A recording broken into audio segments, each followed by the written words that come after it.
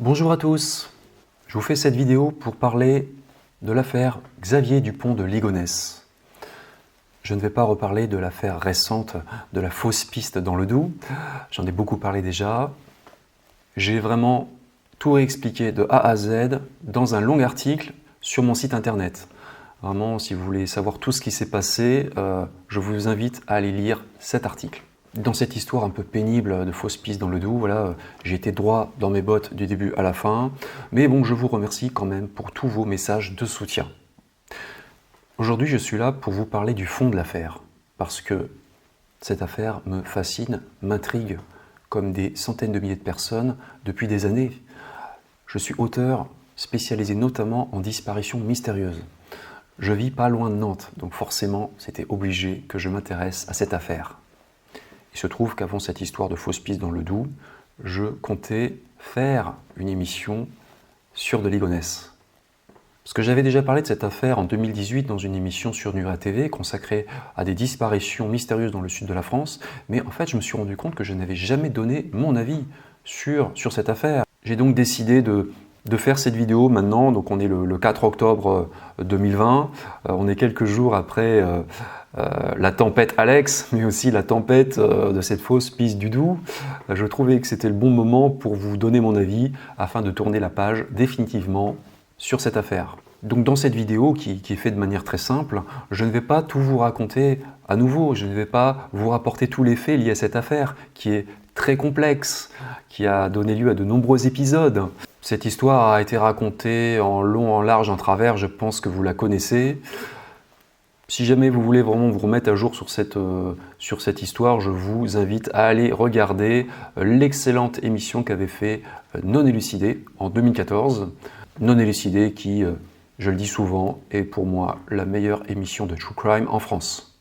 Donc là, je vous donne mon avis, 100% sincère sur cette affaire. Déjà, il faut se poser la question, est-ce que de Ligonnès est innocent ou est-ce qu'il est coupable ? Alors attention, monsieur de Ligonnès doit être présumé innocent. On ne l'a pas arrêté, on ne l'a pas amené à s'expliquer devant les autorités. Donc, du point de vue de la loi, il est présumé innocent. Ceci dit, c'est un simple constat. C'est vrai que quand on examine les faits de manière objective, il y a énormément d'éléments incriminants contre M. de Ligonnès. C'est vrai, tous les préparatifs qu'il a fait avant de partir, etc., etc. Je ne vais pas répéter toute l'affaire. Dans l'hypothèse où M. de Ligonnès aurait commis cet acte atroce, certains disent qu'il aurait pu faire ça pour des raisons financières. Voilà, c'est vrai qu'il était ruiné, il avait d'énormes soucis financiers et il aurait pu ne pas vouloir perdre la face vis-à-vis de sa femme et de ses enfants. Il aurait eu peur d'avouer la vérité et il aurait préféré les éliminer plutôt que d'assumer la situation. D'ailleurs, un parallèle peut être fait avec l'affaire Jean-Claude Roman, ce faux médecin de l'OMS qui, plutôt que d'avouer la vérité à sa femme et à ses enfants et au reste de sa famille, a préféré éliminer ses proches. Dans l'affaire Xavier Dupont de Ligonnès, certains avancent l'idée qu'il serait victime d'une machination. Voilà, parce que vous savez bien que M. de Ligonnès a envoyé des lettres, des messages dans lesquels il expliquait qu'il était exfiltré par la DEA aux États-Unis, qu'il était obligé de partir comme ça parce que sa vie était en danger. Moi, je vais vous dire les choses. Je pense que ce scénario d'une machination est beaucoup trop sophistiqué. C'est vraiment tiré par les cheveux. Je pense que cette histoire de DEA, d'exfiltration aux États-Unis, pour moi, c'est un moyen qu'aurait trouvé Xavier Dupont de Ligonnès pour garder la face par rapport au reste de sa famille, à ses amis et au reste du monde. Pourquoi ? Parce que ça laisse planer un doute quant à sa culpabilité. Et c'est une idée assez géniale en fait, parce que c'est improuvable. Je pense que si M. de Ligonnès a effectivement fait l'objet d'une exfiltration par la DEA aux États-Unis, s'il bénéficie du programme de protection des témoins, eh bien c'est invérifiable. La DEA ne va pas dire « Ah oui, oui, bah c'est vrai, on le protège, il est à tel endroit ». Non, non, là c'est le secret total. Moi je pense que dans cette affaire Xavier Dupont de Ligonnès, il faut essayer de faire preuve de logique, de bon sens. C'est ce que j'essaie de faire le plus souvent. Il faut utiliser le rasoir d'Occam, c'est-à-dire que entre plusieurs explications, il faut toujours choisir la moins improbable, voilà, la plus simple. Donc pour moi, la solution la plus simple, c'est que M. de Ligonnès donc, aurait commis cet acte terrible pour des raisons qui lui appartiennent. Je pense que c'était parce qu'il avait peur de perdre la face vis-à-vis de sa famille, de tomber de son piédestal. Voilà, il n'était pas l'homme qu'il paraissait être pour ses enfants, et il a préféré commettre cet acte inimaginable pour sauver la face. Et après, il a mis en scène en fait sa cavale. Il a fait croire à une exfiltration par la DEA. Donc encore une fois, c'est vrai que mettre en scène son départ comme ça, c'était diablement malin, parce que ça laisse planer un doute quant à sa culpabilité, et c'est improuvable. J'ai l'intime conviction qu'il est coupable. Mais bon, attention, encore une fois, M. de Ligonnès est présumé innocent. Je ne détiens aucune vérité. Je vous fais part juste de mon ressenti. Je peux me tromper. Maintenant, il faut répondre à une autre question. Est-ce que M. de Ligonnès est vivant ou est-ce qu'il est mort? Ben, ça va peut-être vous surprendre, hein, mais moi, j'ai vraiment le pressentiment, la conviction, depuis des années, que Xavier Dupont de Ligonnès est mort. Pour moi, il s'est suicidé. C'est mon intime conviction, parce que c'est vrai que, voilà, depuis des années, beaucoup de monde brasse de l'air, tout le monde donne son avis, les experts, voilà, tout le monde en parle de cette affaire. Mais au final, personne ne sait la vérité, hein. Il n'y a que Xavier Dupont de Ligonnès et d'éventuels complices. Donc, encore une fois, moi je ne détiens aucune vérité, mais bon, j'ai vraiment le sentiment que Xavier Dupont de Ligonnès est mort à l'heure actuelle, qu'il s'est suicidé peu de temps après les faits.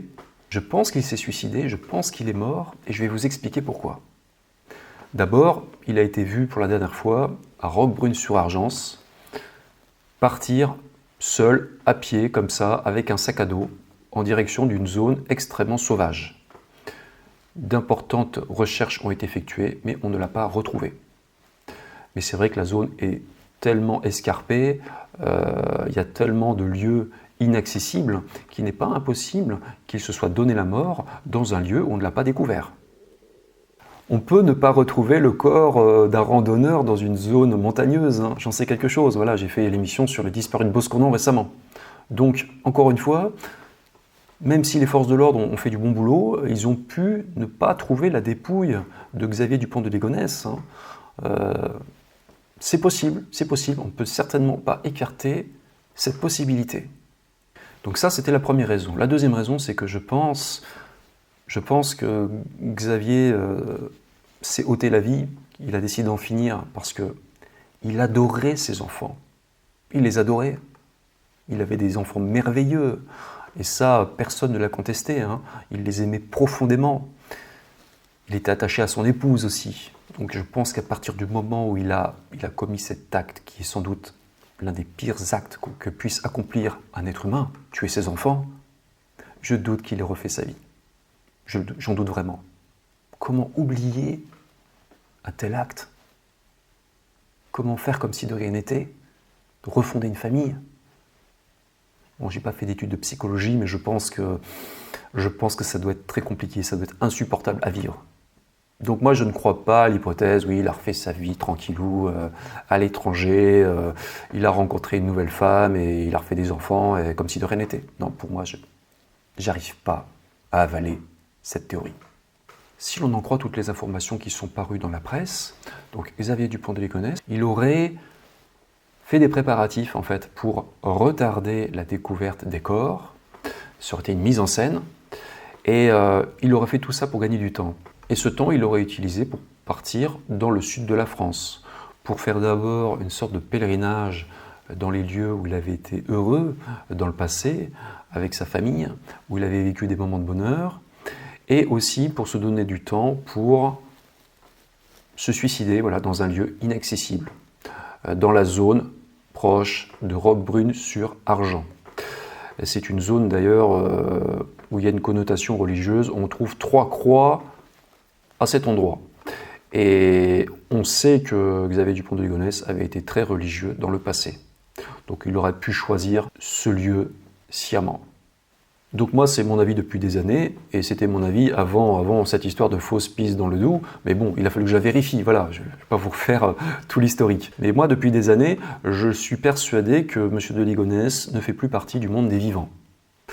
Bien entendu, on a cru le voir un peu partout dans le monde, en France, mais je pense que c'était à chaque fois des erreurs d'identification, parce que M. de Ligonnès avait quand même un physique plutôt passe-partout. Les témoins étaient la plupart du temps de bonne foi, j'imagine, mais bon, ils l'ont confondu tout simplement. On connaît la fragilité du témoignage oculaire humain. Maintenant, et même si ce n'est pas mon avis, on va quand même évoquer la possibilité qu'il soit vivant, parce qu'il y a énormément de personnes sur Internet qui croient en cette théorie, qui sont persuadées que de Ligonnès est toujours en vie, en cavale, qu'il a refait sa vie. Je ne partage pas cette opinion, mais je la respecte. Je veux dire, encore une fois, personne ne détient la vérité dans cette affaire. Il n'y a que M. de Ligonnès et ses éventuels complices qui connaissent la vérité. Je vais faire maintenant un bref aparté sur les médiums. Ceux qui connaissent mon travail savent que j'ai toujours dit que j'étais méfiant vis-à-vis des médiums, des voyants. Tout ça, c'est vérifiable. Vous pourrez retrouver ça dans des émissions sur Nura TV. Moi, j'ai toujours eu tendance à penser que la plupart de ces médiums sont des escrocs, qui n'ont aucun pouvoir, que ce sont des farfelus, enfin bref. Mais récemment, mon opinion a changé. Voilà, j'ai rencontré une personne qui s'appelle Geneviève Delpech. J'en avais parlé aussi dans la vidéo sur les disparus de Boscodon, j'en ai parlé aussi dans la fausse piste dans le Doubs, et j'ai vu des commentaires vraiment très très désagréables vis-à-vis d'elle. Et voilà, moi je vais vous dire clairement les choses. Je ne laisserai personne salir Geneviève dans mes vidéos ou en ma présence, et je vais vous expliquer pourquoi maintenant. Geneviève Delpech, donc c'est l'ancienne épouse du chanteur Michel Delpech, et désormais elle est plus connue parce qu'elle possède un don unique, ce don qui lui permet de retrouver des personnes disparues. Et encore une fois, tout ça c'est vérifiable, elle a sorti énormément de livres là-dessus, elle a aidé à solutionner des dizaines et des dizaines et des dizaines d'affaires en France et ailleurs dans le monde. Geneviève Delpech, c'est vraiment quelqu'un d'exceptionnel, même si je n'arrive pas à comprendre son pouvoir. Je constate qu'il donne des résultats. Donc Geneviève, à la base, elle avait déjà un don depuis l'enfance, et en grandissant plus tard, elle a été formée aux États-Unis par un homme qui s'appelle Joseph McMoneagle. Cet Américain, donc c'est un ancien officier de l'armée américaine qui est spécialiste en vision à distance, c'est-à-dire remote viewing. Renseignez-vous sur le sujet si vous ne savez pas ce que c'est. Et cet Américain, ce McMoneagle, c'est quelqu'un de très sérieux et de très, très, très réputé, parce qu'il a aidé à résoudre plus de 200 affaires d'espionnage à distance aux États-Unis. Et il a été félicité pour ça. Il a reçu la Medal of Honor, la médaille d'honneur, la plus haute distinction militaire. Voilà. Donc ça, ce sont des faits objectifs, vérifiables. Renseignez-vous, vraiment renseignez-vous. Donc je reviens à Geneviève. Il se trouve qu'avant cette fausse piste du Doubs, voilà, je lui avais expliqué que je voulais faire une émission sur Xavier Dupont de Ligonnès, celle que je suis en train de faire aujourd'hui. Je lui avais demandé son avis sur cette affaire, voilà, parce que, voilà, évidemment, je voulais avoir son avis. Et elle m'a affirmé qu'elle pense qu'il est vivant. Elle m'a dit, c'est un homme en cavale, il est à bout de souffle, il est en train de se rapprocher de la France possiblement, et elle pense qu'on va le retrouver. Elle en a la certitude. Vous savez, Geneviève m'a confié qu'elle était en lien avec le père d'Estelle Mouzin, la petite Estelle qui a disparu. Vous connaissez cette histoire aussi, cette affaire dramatique.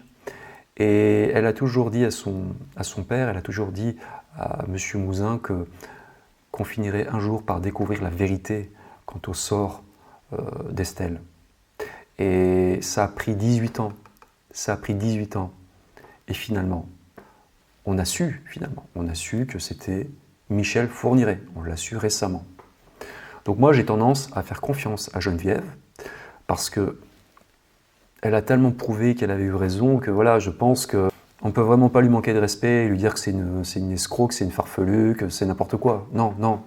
Renseignez-vous, vraiment renseignez-vous. Et vraiment, je dis même ça à mes détracteurs, à ceux qui me sont tombés dessus quand j'en ai parlé. Voilà, j'en ai parlé parce que c'était vrai, c'est tout, parce qu'elle m'avait fait cette confidence. Encore une fois, je n'ai pas cherché à créer du buzz là-dessus.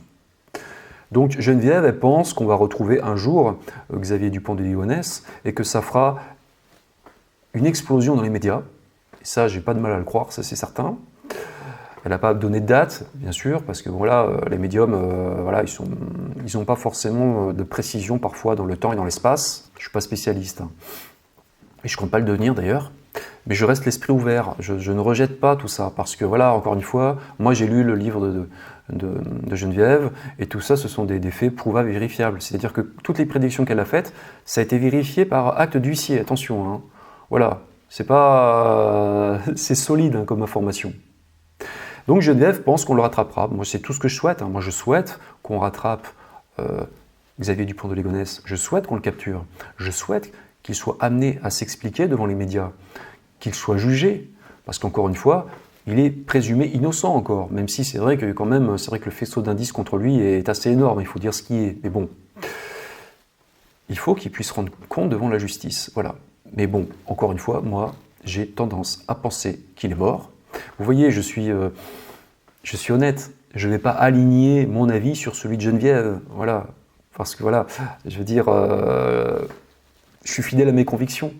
Voilà. Tout simplement parce que je suis avant tout un esprit libre. Voilà. Donc c'est tout ce que j'avais à dire sur l'affaire Xavier Dupont de Ligonnès. J'ai enfin eu l'occasion de m'exprimer dessus. Maintenant, libre à vous de vous forger votre propre opinion. Et encore une fois, j'espère qu'on connaîtra un jour toute la vérité sur cette affaire, afin que justice soit rendue à sa femme, hein, et ses enfants, qui ont malheureusement perdu la vie dans des circonstances terribles en avril 2011. Voilà. Je vous remercie d'avoir regardé cette vidéo.